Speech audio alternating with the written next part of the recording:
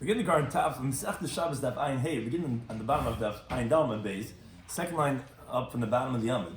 We continue to explain the halacha of our previous Mishnah, which was discussing Lamates Malachis, and we're middle going through that series of the Lamates Malachis, their sources in the Mishkan, and different applications, different telodas from them. Shir's co-sponsored by Kalzich and Yecheskel, Torah Anytime, Daf Achaim, Zumoilam, and everyone else that's joining us. Our Daf is going to start off with where do we find Kireya in the Malachas of Mishkan? I mean, tearing, if anything, that's the most mekalkal, the most destructive act. Why would we be doing Kireya? Where does that come up in the Mishkan?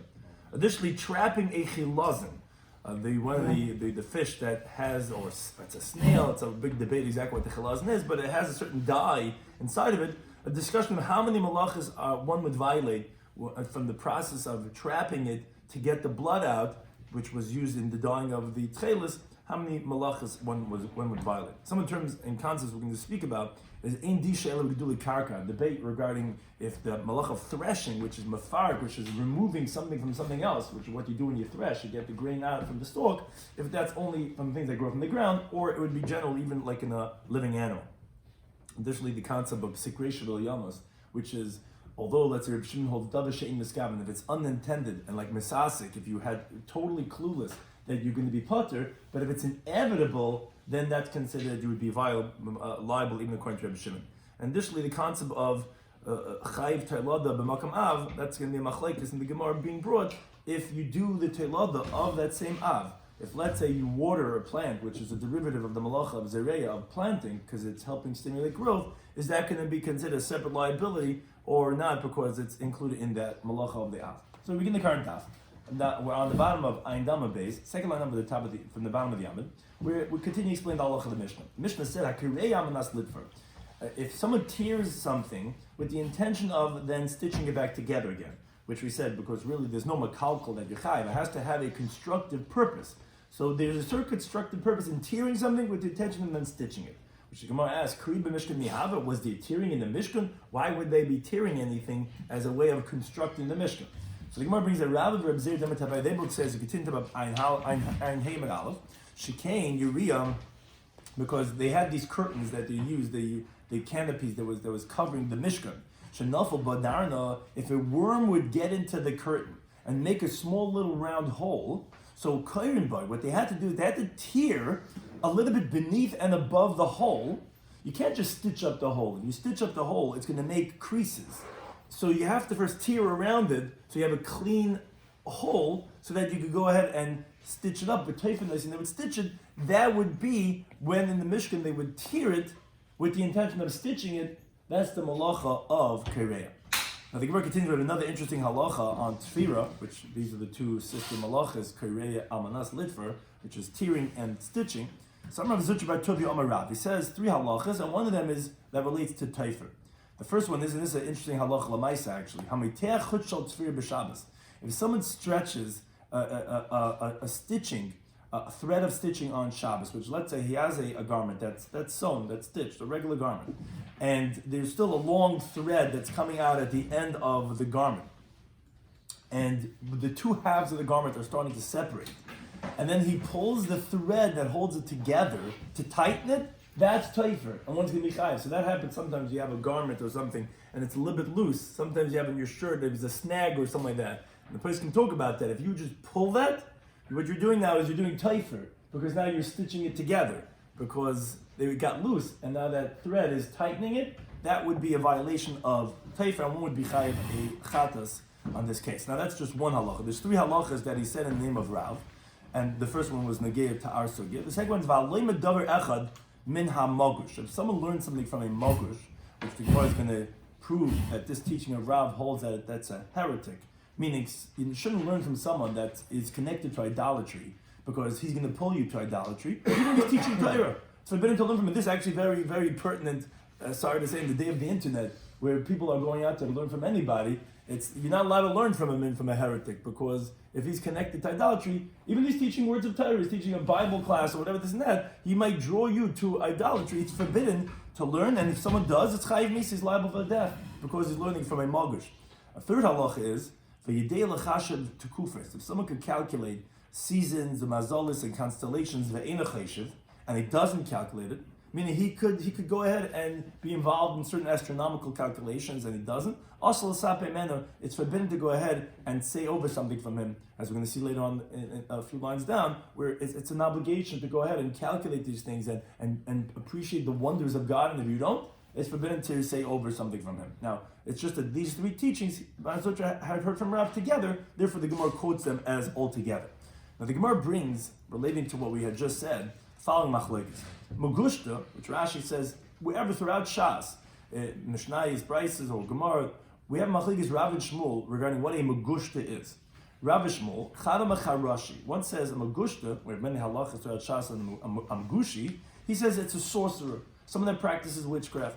The other one says it's someone that blasphemes God, meaning he's a heretic that's connected to idolatry, and he's constantly cursing God. He incites other people to idolatry. That's what Amgushi is. So says the Gemara, it wasn't clear when it was said over this machlokes Rav and Shmuel, when one says it's a sorcerer, the other one says he's a heretic, which one was Rav, which one was Shmuel? Says the Gemara, this is why it relates back to what the Gemara was just talking about before, Tistayim the Rav Dama Gedufi. We can prove that Rav was the one who said that it's the Gedufi, that he's the one who's connected to idolatry. How can we prove it? Because the Amr of Zuchabat Tobiyam Rav, the teaching that we just said before, he says, if you learn one thing from the Malgush, he's chayiv mises level of death penalty. So says the Gemara as follows. If you would think to say that Rav is the one who holds Amgushi is the sorcerer, wait a second. And so then the reason why he would be considered someone that you're not allowed to learn from is because the pasuk says in the Varm lo yimatze b'cha, it says should not be found amongst you, and in that list it says a machashav, a sorcerer. So therefore you would think to say that you cannot learn from the sorcerer. Says the Gemara, b'hoksiv, the pasuk before that says lo yisilmud lasis, you should not learn to do, like it says katei avos hagayim, like all the abominations of those nations. What that teaches you, you're not allowed to learn from the sorcerer to do like he does. Because it says lasses, but you could learn to understand, that you could be able to discern, and if let's say a false prophet comes in front of you, you could realize he's just using black magic, he's just using sorcery. And Ulahiris and to rule, so therefore Tistayim. It's obvious that Rav, who said that if you're going to learn from this Amgushi, you can be Chayiv Misa, obviously he held it's the Gedufi, it's the blasphemer, it's the one who's connected to Avodah Zarah. Oh, all his words then therefore are words of idolatry, and therefore you have to remove yourself from him, that he doesn't influence you, because actually a sorcerer, you actually are allowed to learn. You just cannot learn to do, but you could learn from a sorcerer, and therefore we're saying if you learn from the Amgushi, Chayiv Misa must be Rav held that it is the blasphemer, because the sorcerer you could learn from, because you could be Lamed, Lahav, and Ulahasas. Now the Gemara continues with one of the other teachings that we had mentioned in the name of Rav. Anyone who could calculate in the constellations, in the seasons, when he doesn't calculate it, he just ignores it. Allah the pasuk says in Yeshaya, this Poil Hashem, the work of Hashem, lo yabitu, they don't look at. And his handiwork, they don't take a glance at. Which is Hashem makes these beautiful things, and you're not looking at it as if like you're not appreciating this fine art. Imagine going to MoMA and just walking by, not looking. It's like, what do you? It's like the biggest disgrace. Look at this. Look at this beautiful art, and you're just like ignoring it as if it doesn't make a difference. Hashem said, "I made this for you, and you're not looking. It's a disgrace." As the Gemara brings the Amr B'Shmuel ben Nachman and Rabbi Yechon, he says, "Minayim mitzvah l'adam." How do you know that it's a mitzvah on the person? L'chashav tkuvas hamazos, to calculate the seasons and the constellations. Remember, like it's the pasuk in the Varm. Ushimartem ba'asisem. You should safeguard it. You should do it. Kihi chachmaschem ubenaschem le'ina'am, because it's your wisdom and it's your understanding to the eyes of the nations. As the Gemara explains, Ezu chachma dinushi le'ina'am. What's the understanding and the wisdom that's to the eyes of the nation? I mean, the nation, they don't really understand our good learning of Gemara necessarily. What's the eyes of the nation that they see as our wisdom? That tells you it's the calculations of the seasons and the constellations. Why is it because it's recognizable, the wisdom to the nations, where you show them a sign that you can, by the movement of the sun and of the mazalas, that you could prove what it's like you're saying. Because you could say this year's going to be a rainy year, and it's going to be like that, and this year's going to be a hot and humid year, and it's going to be like that. As Rashi explains, because all the seasons go according to the movement of the sun and its mazalas, and the Mailadis are dependent on that, and so too all the times of the Mailad, like we say the Mailad when we bench Rosh Chodesh, is dependent on the Mazel, which what's Mazel? Mazel is the moment that Mazel begins, as we discussed other places in the Sefer Rosh Hashanah, we showed that which is the moment of when that Mazel starts in regards to the sun. that's the chishub of the mazalas, and that's beautiful because the nations see, like who's the most worshipped anchorman on a show is the guy who's the what's it called? The guy who does the weather. Meteorologist. He's the guy's worshipped. The meteorologist, everyone has to watch him because he says what the weather's going to be today, and everyone's like, because it's like he's a guy that he's telling you what it's going to be like. That was what the chishur tekuvas and mazalas was, especially in Talmudic time. The way Rashi says, and therefore that's le'enei amim that the nations appreciate. In the halacha of the Mishnah said, continue on the malachas about tzad tzvi b'chulu. If someone traps a deer, so that's a malacha of tzad. So in the brisa, related halacha, hatzad chilazin. If someone traps the chilazin fish/snail, which its blood had the tchelis blood, the hapaitze, and then he goes and he squeezes it tightly with his hands that the blood should come out. Says the Tanakama, he's only going to be liable for one malacha, because of trapping. But for the petzifa, squeezing out the blood, there's no liability. Rabbi Yehuda, he disagrees. He says, no, chayiv shtaim. He says you're going to be liable for two malachas. Why? Because Rabbi Yehuda said, petzia, the squeezing, b'chlal disha is included in threshing. How is squeezing out the blood including in threshing? Because there's something called mefarik, which is a telada of dash. Mefarik means to say you're removing one thing from another thing. When you're taking out the blood, a liquid from the solid of the creature, it's like removing the grain from the stalk of grain, which that's what dash is. You take the grain out, if that's what threshing is, that's exactly what says the Yehuda is going to be the squeezing out of the blood. Is mefarik, which is a telada of dash. So you mechayev too. They said to him, no, no, you don't say that the squeezing out of blood is included in disha. And Omer Rabbi says, why not? Why isn't squeezing out the blood the same thing as dash? It's mefarik, it's removing one thing from another thing. And that says Rabbi, because they hold in this that locha lemaisa, ain't disha el ligduli karka. No, threshing is only for things that grow from the ground, which again has to be similar to what was in the Mishkan. In the Mishkan, where was dash? It was when they had the herbs and they had it removed it from its husk, from whatever it grew from the plant, that's dash, that's threshing. But from a living creature, it's not a geduli karka, therefore, there's not going to be a liability of dash. And water from a towel, what's the melucha is? That you squeeze water out of the towel? Schita. So why isn't this schita? So it depends which schita. There's two different schitas. There's malabin schita, and then there's dash schita. So that quite often is actually the malabin one, which is whitening something. So why we say kutra about that? How about we'll tell him this is schita? No, but this is not malabin anything. It's not cleaning out anything. By a towel, oftentimes it's malabin. You're squeezing out when you squeeze it out, it's a way of cleaning, of laundering the towel. Here, it's nothing to do with laundering. It's a creature. In other words, you're looking for the item coming out, and not for cleaning the item. Here by living creature, there's no malabin. And that's also very important to know. We'll see when we're going to see. But there's two types of malabin. There's two types of schitas. There's schita of malabin. When you squeeze out it could be a derivative or of dash or of threshing. So that's only by geduli karka, only by something that grows from the ground. Milking a cow is also disha. What? Isn't milking a cow is a disha? I think by milking a cow, if it's for the tzar, for the behemoth, you are allowed to. So obviously, it's over there. It's because you want the product and it's maybe an oil. Unlike when you're doing it for tzar balchaim, you do it on the floor. You're actually allowed to. Right. So I just remember what's by the cow, but by milking the cow, what's that? Yeah, that's not geduli karka. Yeah, there's a discussion. I think if that's only according to that opinion, I'm trying to remember what it is exactly by the cow. But that's what the Gemara said according to Rabbanan. According to Rabbanan, it's only by geduli karka. It's only by things that grow from the ground, and therefore they hold that you're not going to be having this petzia squeezing out the blood because there's no liability here of dash. Then the Gemara asks a different question. It says, okay, wait a second. As we're going to shortly see that the one of the lamites malachas is taking a soul, is killing a creature, killing a living thing. So when you squeeze out the blood, obviously you're killing the chilazin, so therefore you should be liable for netilas neshama. So Rabbi Yechon says, we're talking about that they would squeeze out the blood when it was dead already. It's obviously not having netilas neshama.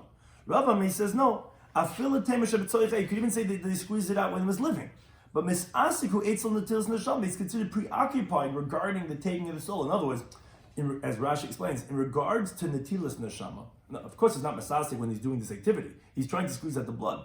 But in regards to taking the soul, in regards to killing it, he's considered misasik in regards to something else. And therefore the killing element is not a meleches machshavin, Machshavas, he's not intending it for it to die, and therefore, since he's not intending, it's considered mesasik, and therefore he's going to be potter. It's not going to be chayiv.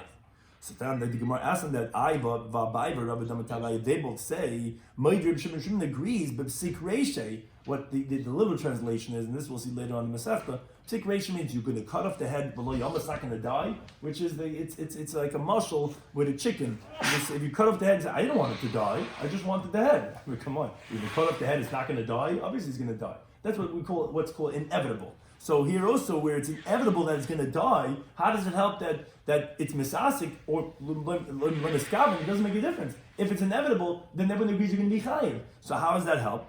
Says Gemara, no, here it's actually even less than let's say ein miskaven. Shani hach, here it's different. The kama the isbein neshama, this chilazim, as long as it's soul, as long as it's still alive, tzfei nichalei. He prefers it. The blood of a living creature is better than the blood of a dead creature. His whole intention here is he wants to maintain its life blood so that it shouldn't die in his hand. Therefore, even if it dies, this misasik, Rabbi Shimon would agree that here Rabbi Shimon would hold that you're going to be potter, because when does Rabbi Shimon agree that you're going to be chayiv? It's something that you don't care if it happens, and you're just not intending. Here, no, to the contrary. This is what's called psikresha delay nichale. He doesn't want that to happen. He wants that the blood should be clear, and that's going to be if it's alive. Here, even Reb Shimon would agree that you're going to be potter, although he generally agrees by psik reisha b'lo yamas, if it's inevitable and then you're going to be chayiv. That you find sometimes in halacha the concept. Let's say something people walk by and the lights go on from a house, right? So or different things that happen. So that's not just a psik reisha. That's inevitable. I don't want it to happen. If you don't want it to happen, so that's the svara we're seeing here in the Gemara, then that would be a potter on, even though it's a psik reisha, here where it's not only that you're not intending for it, you don't want it, so therefore that's why one would be potter in this case. We then had loch in the Mishnah that said v'hasheichetoi, and someone that slaughters an animal is also one lamates malachas. This is going sheichet mishemay chayim. What is the liability because of slaughtering? Now, as the machlekes Rashi says the Gemara's question is in the Mishkan. You're telling me all the lamates malachas learned from the Mishkan. Where in the Mishkan was there slaughtering? In other words, if you would think to say, what do you mean? The elim adamim, they had to kill the rams to get the hides, to go ahead and salt it and tan it and all those things. So that says Rashi, no, why would I need to slaughter? I could just choke it. Why would it be shchita? What's the element of slaughtering that you're telling me was integral in the Mishkan to say that that's one of the activities, that's one lamates malachas? From choking it, you don't get the blood. No, I don't need the blood. That's the ram. The madamim was the dye. They just needed the hide. You just choke it, kill it, and then. So what do you need? What do you need a slaughter it for? So Rav Amamishum Tzeveya. So Rav says, like you're saying, the blood. He says no, you need a slaughter because when you slaughter, then it dyes the meat of the neck area. Which the Gemara is going to explain. Wait a second. Why would someone intend to dye the neck area of the animal that you have to slaughter it? That it should be dyed all around the skin over there. But Tzivia was in the Mishkan Av Malacha. Therefore, this is included. The slaughtering is a malacha related to Tzivia because you want to dye the neck area. Shmuel Ami says, no, Mishum Tilas Neshama says it's because of taking the life of the animal, which again, the way the Gemara is coming out, the way the Mefarshim explained is that you're right. Shchita wasn't specifically regarding as shchita, it's just one of the ways of taking the soul of the animal, which was by the elam adamim, the tachash, the chilazim, all those creatures you killed when you were doing it, therefore that's the liability of shchita. But you're right, it's not specifically that of slaughter. But then we continue to Tamid Beis, the Gemara asks, wait a second, Mishum Tzeveya, and according to Rav, the only liability you're having is because of dying it, and Mishum Tilas Neshama Loi, and what, not going to be liable because of taking a soul? Obviously that's in the Tilas Neshama. So the Gemara says, "Aim say af mishum tzeveh." What it means, what Rabbi was saying was, yes, of course you chayiv netilas neshama, but you're also liable for dyeing the neck area of the animal with the blood, and the relevancy of that is to that a person who does shchita, according to Rav, is going to be liable for two liabilities: one of netilas neshama of taking the soul, and one because of tzeveh of dying. Now, Amar Rabbi says, Milsa, a wondrous thing, the Amri that I said that to mention dying by not dying as in the dying with dy, not d. Yeah, I mean, they're both DY, but they're different dyings. We're not talking about the dyings of the animal just passing away, expiring. We're talking about the dyeing here of coloring. That's what we mean to say that, he says, I'm saying an interesting thing over here, the aim of that to mention that there's coloring by by dying, by slaughtering, I'm going to say something, I have to give an explanation, that the later generations who hear this should not come along and laugh at me. Tzeveya, the coloring of the meat, why would a person prefer when he's slaughtering that the meat should be colored? And that's a joke. So I have to give an explanation that says why I'm saying that that's going to be liability of the malacha of Tzeveya. It says, Nicha, the person prefers the less base shchita dama, that the neck area where it's slaughtered should be soaked, that it should have the color of blood. Why? Kihicha de lechzu inchi, so that people see that it was slaughtered today, and that people come and buy from it. So you see how far it goes marketing, that people want to see that it was slaughtered today. He wants it to look like it was blooded over there, so that, fresh meat, and we're going to buy it. That's why a sheikhet has the element of tzeveya, because that was preferred. Now, I don't know what that has to do with the Mishkan. I don't know if they're selling meat in the Mishkan, what they did with the animals, but that's what the Gemara is saying, that is what a person prefers. He wants it to look like it has the red color around the neck. You know it's fresh meat. And therefore, that's what he's saying. By Sheikhet is not only liability of that of Netilas Neshama, it's also going to be a liability of Tzeveya.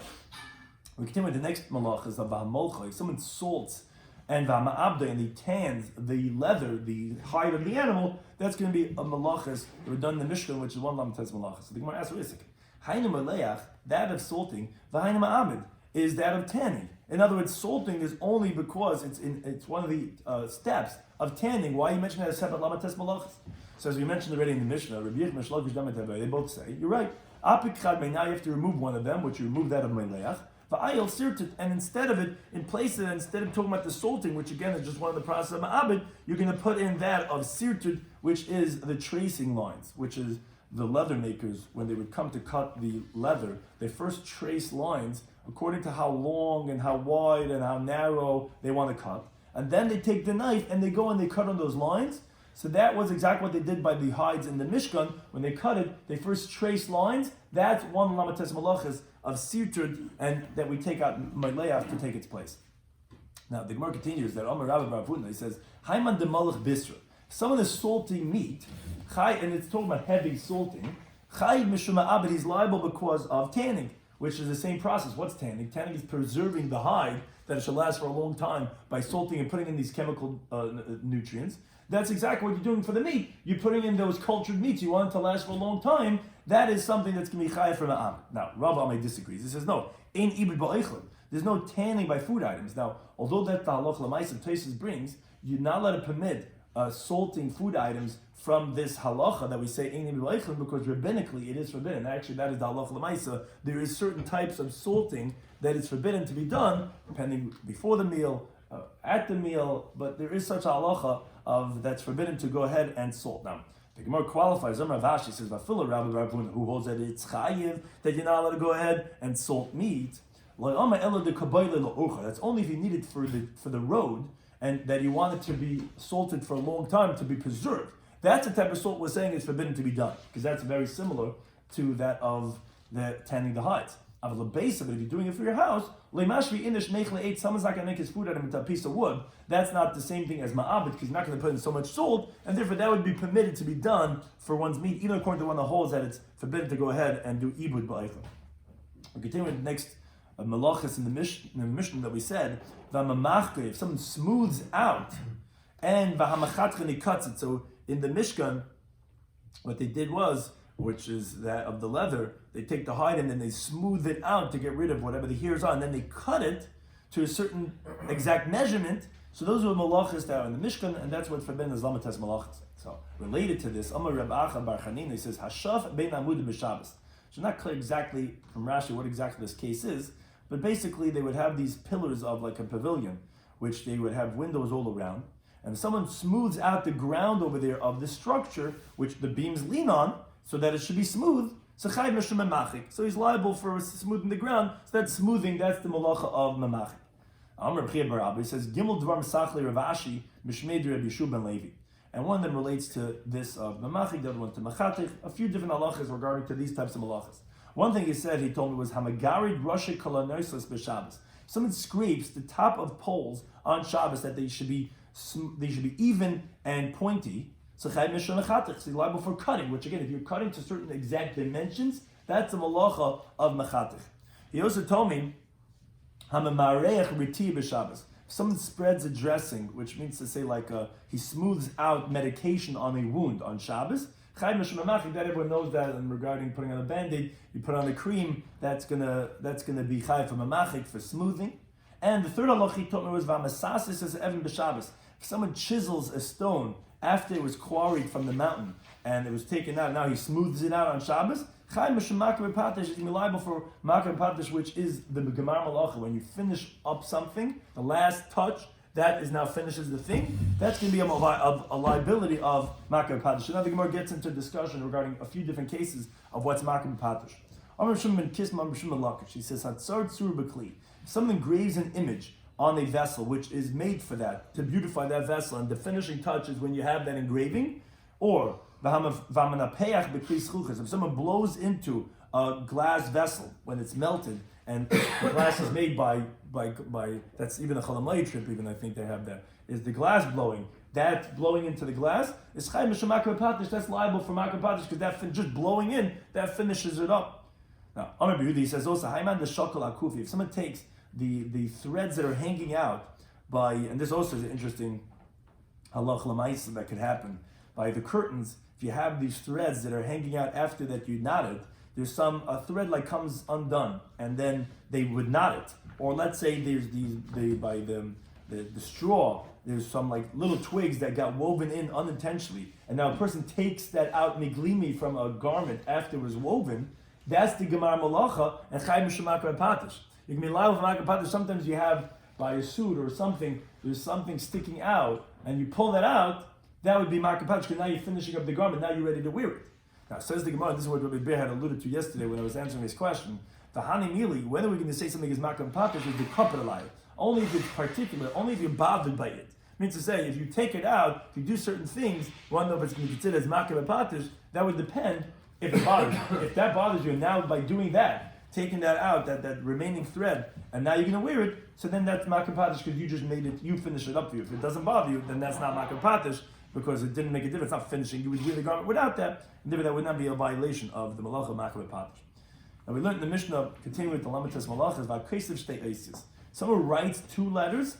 That's the shiur of kesiva, of writing to be chayiv for chatas on Shabbos. So talking about we're in the brayso, like kasav eis achas gedela.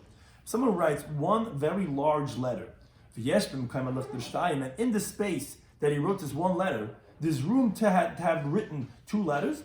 Pata is going to be exempt, and this also alludes to a question someone asked previously regarding writing. That by the boards of the Mishkan, they would write on 2 of the boards, one on one and one on the other, to pair them up. So that when they take it apart, they know how to match it up. It was specifically 2 letters. One letter wasn't significant. It was that the other one had a matching letter that you knew how to pair them up. So therefore, you write 1 letter, you're parted. There's no constructive purpose of writing 1 letter in the Mishkan.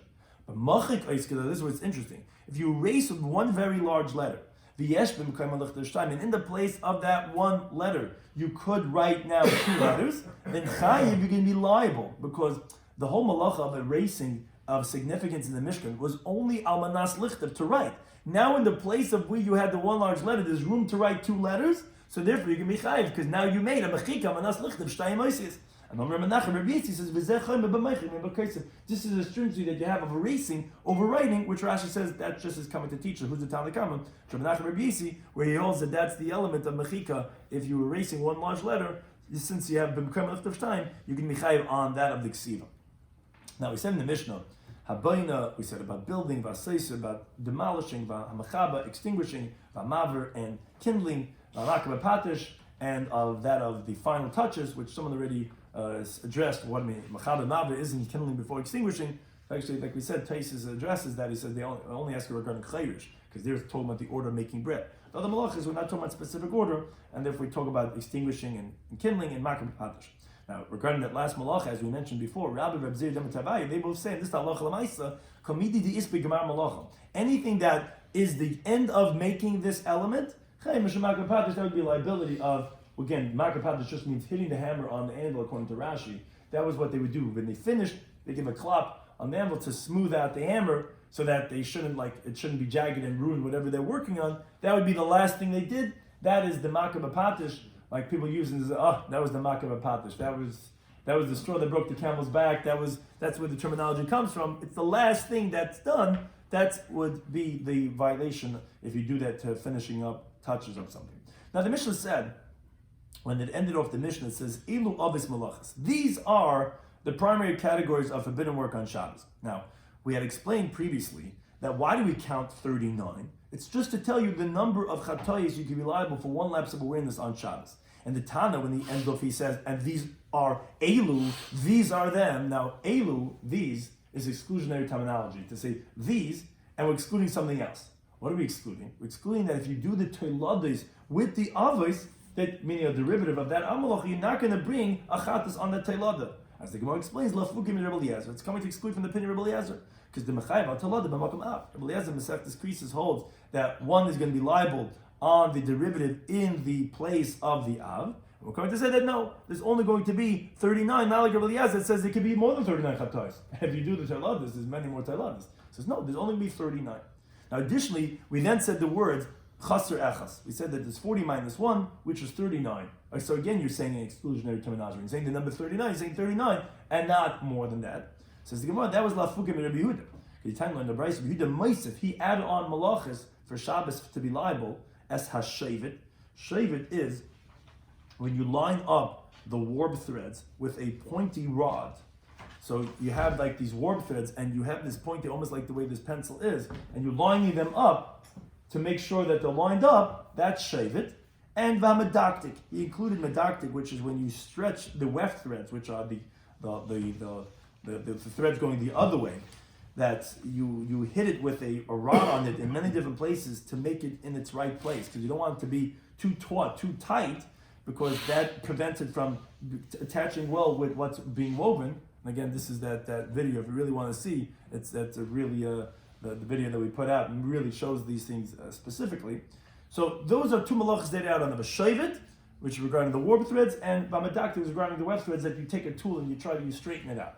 Which Amaludeh said to no. Shavit harei b'chlal mesach. That's already included in the mounting of the warp. That's literally what mesach is. Mesach is lining up the warp threads onto that mount. Here, Shavit is just assisting that thing. So it's the same thing. And medaktik harei b'chlal oirig. Medaktik is really what weaving is, because that weaving is that getting the weft threads go through. The medaktik is just assisting in that process, so therefore we're not going to include those as two more. That's what our Mishnah is coming to exclude from Yehuda, who adds more. Now Rashi just points out, he says, wait a second, who cares that it's similar to Eirig or similar to Mesach, but didn't we say Bayer, Merakid, and Zaira, that are all similar also, but still, since they were done in the Mishkan, we count them as separate. Why don't we count this Shavit and Medaktik as separately? So Rashi says something very important. He says, it's not true. Zaira, Bayer, and Merakid are not exactly the same thing. They're similar, but Zaira was by getting the straw out.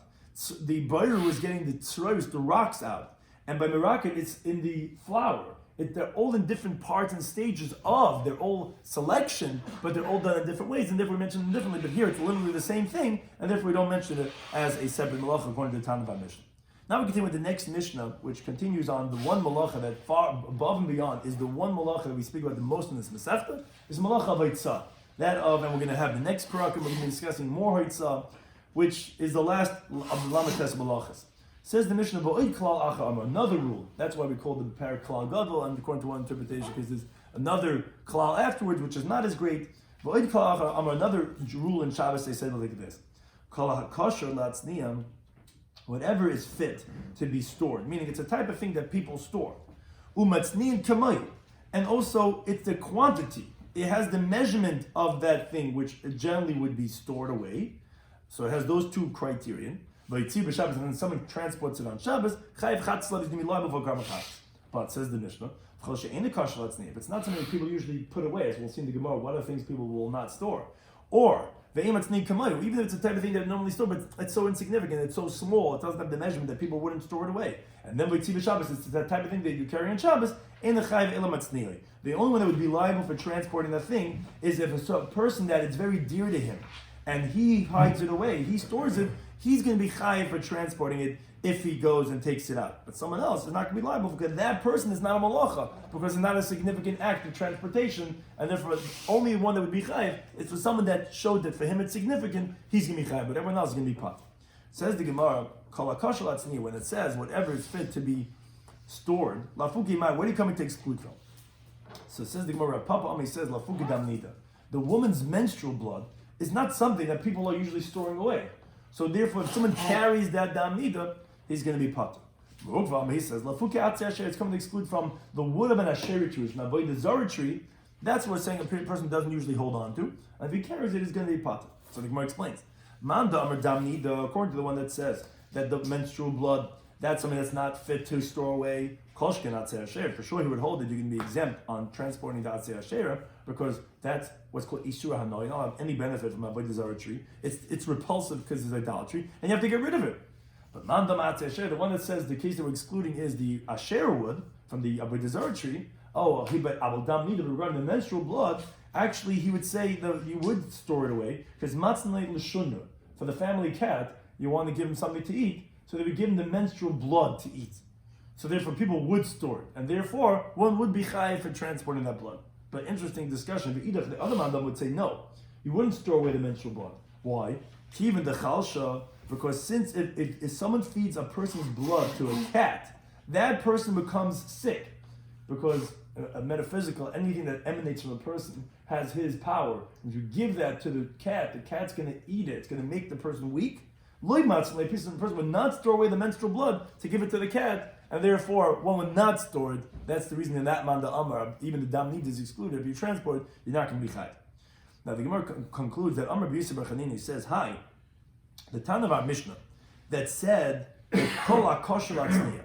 What that means to say, if anything it's a normal type of thing to store it away, and we said it has the measurement that most people will store it with that measurement. So we said that every person is going to be chayiv for transporting it, even a wealthy person who, even for him, it's not considered significant. Still, that wealthy person, that affluent person is going to be chayiv because most people would store such a thing. That part of our mission is delay Reb Shimon, which is brought later on in Perek HaMeitzi, because the Reb Shimon, it would be like Reb Shimon Ha'amah. He says, "Amar kol shiur and halal." He says all these measurements that we say in these mishnayos are el lamatzni ehen, are only for those who hide it away, for store it. Meaning, for the person who stores it with that measurement, for him it's considered significant, and that's the person that's going to be chayiv. But this halacha, being matzniya, is not for the wealthy person who wouldn't store it away with that. He's not going to be chayiv. So our Mishnah says that if it's kosh latzniya, and it's a shiur that people usually store it away, is going to be chayiv, it's not like it should be. One more piece, says the Gemara, in kosh latzniya. The Mishnah then said the inverse. And if it's not the type of thing that's normally stored, so then you're going to be patur. So the Gemara continues at the top of my involvement out. So Amar B'Laz, he says, this part of the Mishnah, that we're saying that if it's not fit to be concealed, and someone else, but he does consider concealed. People are very into memorabilia and they have these nostalgia they have, but they want to store, they want to hold on to it. Most people throw it in the garbage. That person, we said in the Mishnah, is going to be chayiv, but everyone else is going to be exempt because it's not significant with other people. Says the Gemara, that's the other opposite. The like Reb Shimon ben Elazar, a different Tana. Because the Tana learned the Brayse Klal and Reb Shimon ben Elazar, he says, if it's not something that's really fit to be concealed, to store it away, and people, and it's such a small measurement that people don't usually store it. But for this person, he seems appropriate that he's going to he's going to hold on to it and save it. Someone else comes and carries it. He holds that the other person is liable because of this. Because this person considered significant, this person now is carrying something of significance, and therefore he's going to be chayiv, even though for him it's not. So we have an opposite extremes that we're not like Reb Shimon, not like Reb Shimon and Elazar, depending on the exact, if it has to be for the person who's doing it, it has to be significant for him, or the opposite extreme says no, as long as it's significant for that person, even though for most people it's not, that you'd be liable. Our Mishnah is somewhere in the middle. It's not like either one of those opinions. Some ideas we discussed in today's Daf, in Shabbos Daf Ayin Hey, was we continue with the Lamates Malachas of our Mishnah. We spoke about Kireya.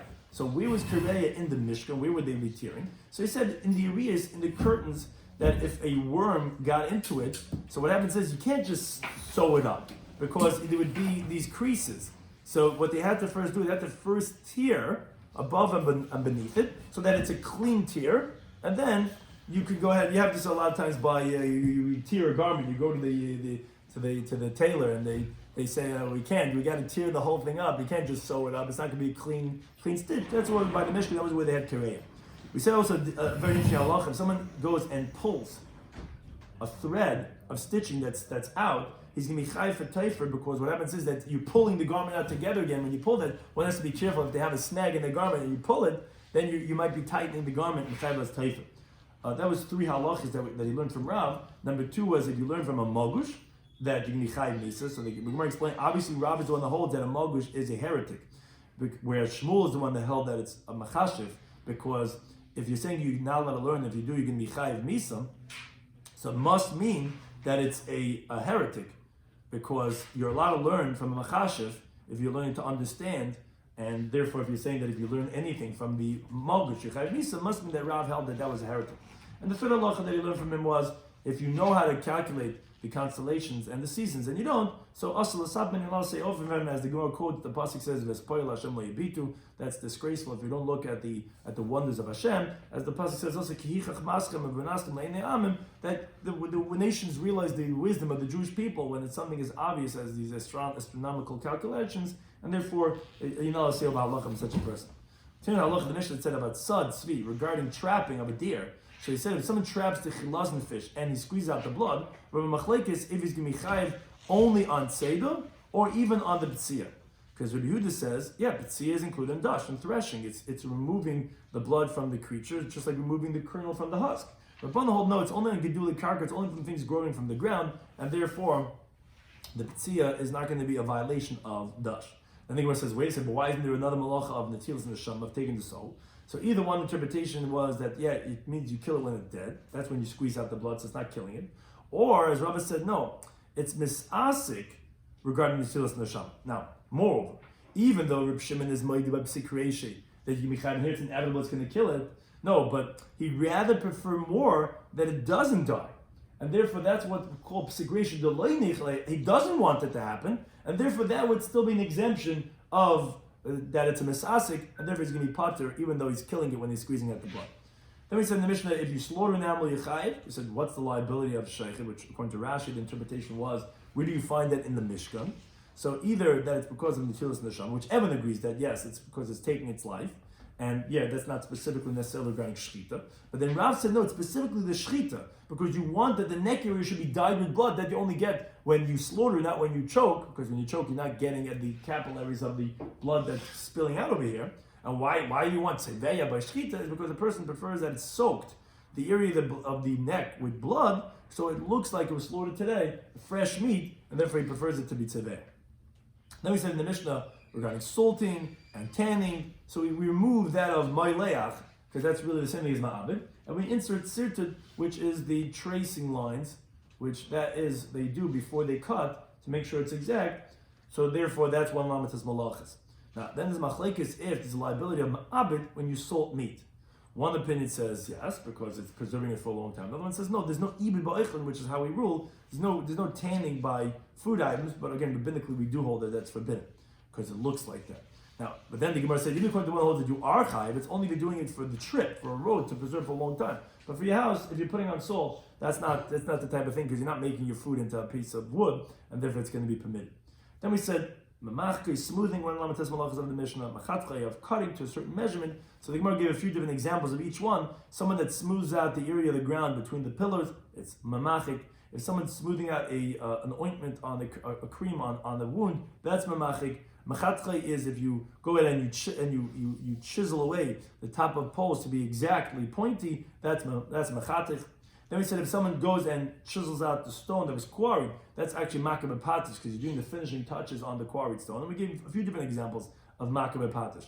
We said if someone makes a graven image on a vessel that was waiting to be graven, that was the last part, that's makabeh patish. If someone blows the glass vessel, that's makabeh patish. If someone takes that hanging threads from a garment and he pulls them out, that's makabeh patish. Again, if it bothers him that he wasn't going to wear it until then, that's makabeh patish.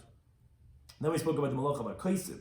Someone writes 2 letters. So he said, interestingly, if you write one huge letter in the space of 2, you're going to be pater. In contrast, when you erase, you're going to be chayiv, because the whole malacha mechika was a manas lichtav shtei, and you're erasing something the size, and that's a string say mechika over ksiva. And then we said, whatever it is, the gemar malacha, that's again the malacha makar patish. And the Mishnah said, elu avis malachas. These are the avis malachas. What's elu? These. That's coming to from Eliezer, hold you are chayiv on the telad makam ab. Amar shal you're not going to be chayiv, and therefore you're going to only have the maximum of 39. And then when we say that, not only do we say these elu abis, we say these are the mem chaser achat, to say these 39 and not more, that's coming to exclude from Rabbi Yehuda, who holds that shaving a medactic, which is straightening out the warp and the web threads on some level, that he holds it's included, it's the 40 and 41, our Tana holds it's including Mesach and it's including Oiri. Then we start the next Mishnah, another klal that we said in regards to malacha of Haitzah. We said, whatever is a kalakash latzniya, it's fit to be stored away. And it's need kamayu, it's the quantity that would normally be stored. And then you do eitzah, then you can be chayiv. Now, when we say kalakash latzniya, that's coming to include either dam nida, that's not usually stored away, or no, specifically atzei ashera, because that's idolatry, you can't even have benefit from it, that's not normally stored away. But dam nida, that other man held that it would be stored away to feed to the cat. Now, the Gemara said the Tana of Mishnah is not like either extreme of Tanaim. Our Mishnah that says you can be chayiv, even the wealthy, if most people go ahead and do it latzniya, is not like Reb Shimon, that he says no, that all these shiurim that we're saying are only for the ones that put it away. But if the guy who doesn't usually store like that, he's going to be patur. Additionally, our Mishnah is not like Reb Shimon laws in the opposite extreme. That our Mishnah said, but if it's not us latzniya and someone does it, only he's going to be chayiv. Shimon laws holds the other way. No, he says that no, even someone else can be chayiv in the machshava of the other person. That is even if it's not kash latzniya for most people, it's just this one erratic person, this eccentric person, that he wants it, the other person who carries it now is carrying something that's significant. And if it's michayiv, our Mishnah is not like either one of those extreme tanaim. Thank you to any time for hosting us.